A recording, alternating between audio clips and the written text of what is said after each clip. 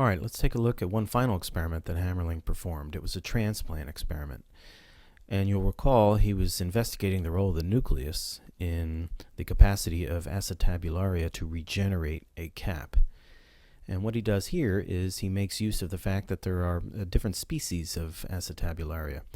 And they can be differentiated by the kind of cap that they produce. Now, for our purposes, we'll just use different colors to represent the two different species. So here we have species A in blue and species B in red, but they can be differentiated by their caps, and we're using the color. So what he does is he takes a section of the stalk of species B, transplants it onto the foot of species A, right?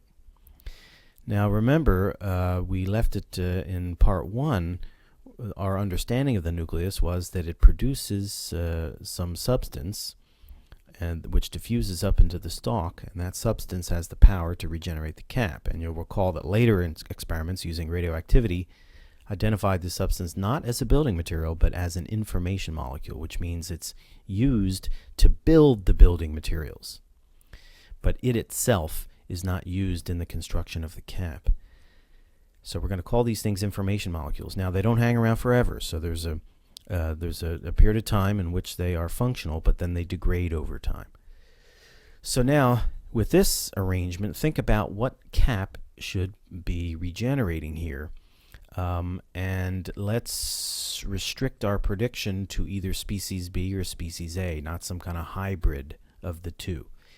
If you had to predict which cap will regenerate, species A or species B, go ahead and think about what prediction you would make. Okay, so we can use our thinking structure. If the nucleus controls heredity by producing information molecules that degrade over time, and the stalk of species B is transplanted onto the foot of species A, then the cap of species, and let's take a look.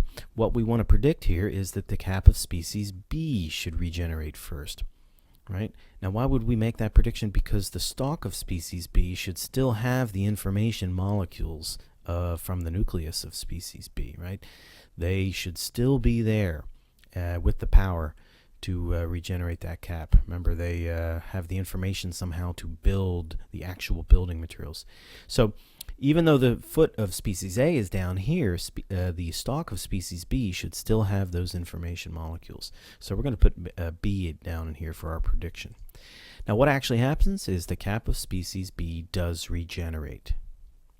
And now our interpretation would be what I was just saying, that the stalk of species B still had the information molecules from species B.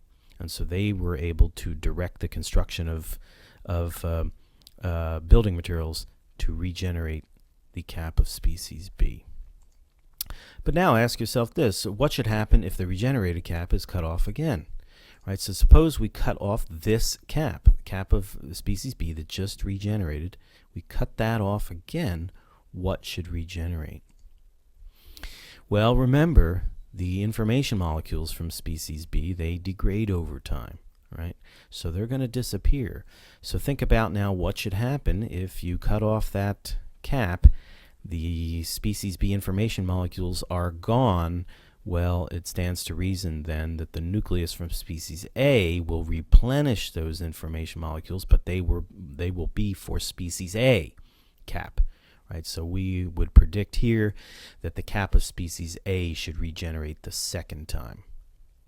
The B molecules are gone. The A nucleus has supplied the stalk with the A information molecules, and those are going to be used to build the building materials to regenerate cap A. And here is another explanation for that. The B information molecules degraded, the A nucleus made more A information molecules. Okay, so at this point then we can make some conclusions. The nucleus exerts control over the cell by producing substances that can diffuse throughout the cytoplasm of the cell. The substance is now called messenger RNA, and it's a molecule similar to DNA. And we'll see why it is we call this an information molecule, just like DNA is an information molecule. The very structure of the molecule has, you can think of it as a recipe to build proteins. Messenger RNA carries information to make proteins from the nucleus of the cell to the cytoplasm, where proteins are actually built. So here's the situation. The nucleus is producing these messenger RNA molecules, which are information molecules, proteins in the cell, including acetabularia, but also amoeba and paramecia and our cells as well, and plant cells, all these cells. Proteins are actually constructed in the cytoplasm of the cell, but these information molecules are originating in the nucleus. We can think of these messenger RNA molecules as a temporary recipe to make a protein. And again, this is acetabularia, so we see the foot, the nucleus in the foot, and here's the stalk, but it's also true of our cells as well. So what Hammerling was getting at here was an important discovery, the role of the nucleus in the cell. The nucleus is producing important information molecules, and we'll think of these as copies of recipes to build proteins. Remember, proteins are the workers in the cell. And in fact, the proteins for acetabularia that we're talking about are the ones that are used to build the cap, to regenerate a cap. Now that begs the question, well, how do these messenger RNA molecules get made, and how is it that they are a recipe for building proteins? How are they constructed? And so that will lead us to inquire as to what's inside the nucleus, and we will learn that DNA resides in the nucleus, and we will think of DNA then as the more permanent set of recipes to build proteins, whereas messenger RNA molecules are temporary recipes that travel from the nucleus out into the cytoplasm, where they're used to direct the construction of proteins, but then they degrade over time. And one final point about Hammerling's work and just science in general, none of these molecules, the nuclear substances, were observable to Hammerling, right? But science can study unobservable things, things that are too small to see. Why is that? Because these things that are too small to see can cause things that are able to be seen, right? So if we just sort of link up our hypotheses to